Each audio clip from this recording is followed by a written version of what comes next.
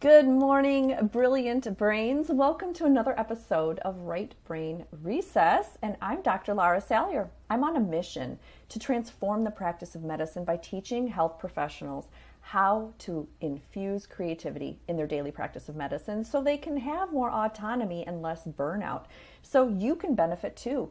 Today we're going to talk about a sickness that was discovered in 1974 by two cardiologists, and their names are Friedman and Rosenman. I have my notes right here. I really love our morning chat, so that's why you might see me glance at my page. I want to make sure I give you all the information you need.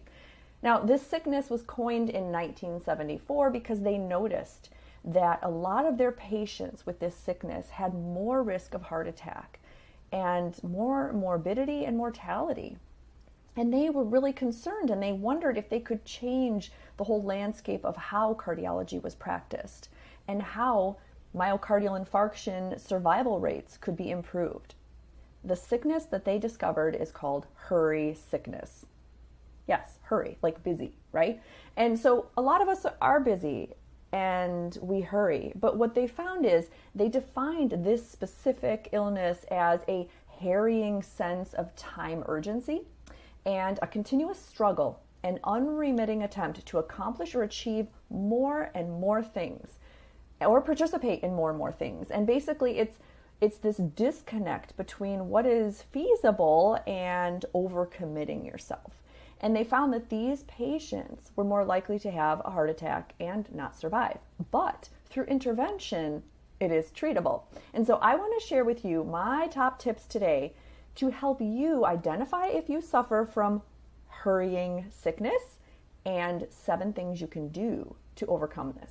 Okay, first, so if you have hurry sickness, you're going to have this sense of urgency all the time.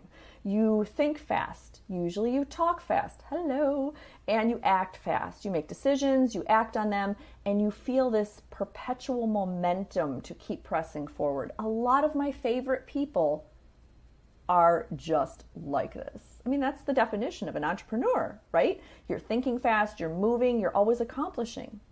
The difference is that hurry sickness will make you feel like you're getting nothing done, even though you are, and you tend to multitask around the clock. So people with hurry sickness are feeling pressured to get things done, and they're getting flustered. They feel that there's a problem.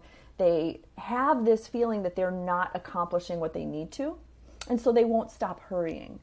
And why are we like this? Well, it doesn't take a rocket scientist to see that the pandemic has made it even worse because we're on our screens 24/7. And because of this, we get this sense that we are accessible 24/7 and that we can work 24/7 and that we should be doing all these things 24/7. So hurry sickness has just exploded. And all of us are feeling this urgency that, well, if we just sit and do nothing, then someone else is going to get that worm, I guess, right? Early bird gets the worm. I don't know. Not in my house. I'm the only early bird. So why we see this collective increase in hurry sickness is that we're habitually committing to more than what we can handle. So those people, and I'm talking to all you out there, my favorite entrepreneurs, if you're saying yes because you really authentically want to do something, but you find that you're hurrying and you're stressed and you're busy all the time, you may need to reevaluate why you're saying yes. And so usually people that suffer from hurry sickness are habitually committing and overcommitting and unable to finish. And so then that just compounds that urgent feeling that they need to rush because they feel connected 24/7 and they're not accomplishing what they said they would.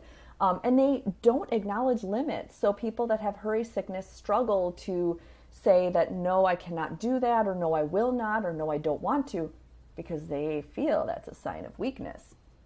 They want to be seen as fully capable and responsible.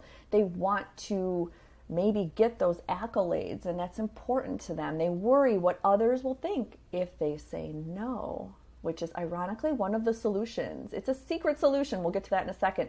The most important part, and this is what I talk about in my keynotes about burnout, which burnout is the opposite of flow state. Burnout is that depersonalization, that emotional exhaustion, that just depletion in your body, in your soul, that you have lost your mission, your purpose, that nothing you do matters. The opposite is flow state. That's the beautiful creative state where your brain is producing all 5 neurochemicals of happiness, and you feel alive and you feel connected to your mission. So when you suffer from hurry sickness, what's happening in your body is surges of cortisol. And why that's important is that can make your sympathetic nervous system go into overdrive. You may be more impulsive, more angry, more irritable. You might have trouble regulating your circadian rhythms and your sleep patterns. Or even if you're diligent on sleep, it might not be the best quality sleep because your brain is always locked on. You're always in that prefrontal cortex. You're not giving your body or your creativity that chance to just rest in default mode, where you're using your alpha brain waves and you're allowed to make these beautiful creative connections. And that also, when you're stuck in hurry sickness, it makes your parasympathetic system weaker. Parasympathetic is that rest and digest. It's what we need to balance and have active recovery. So when we're busy all the time and we say, sure, yeah, I'm taking a break by reading email, or I'm taking a break by watching Netflix, you're not giving yourself active recovery. Your brain is still locked on. And so your parasympathetic system is becoming atrophied and weak. And we see this in gut dysbiosis. We see this in, dysregulation of your bowel movements. We see this in HPA axis imbalance, which is hypothalamic pituitary adrenal. And we see this all over in functional medicine. And we wonder what the root cause is, and it might be just hurry sickness.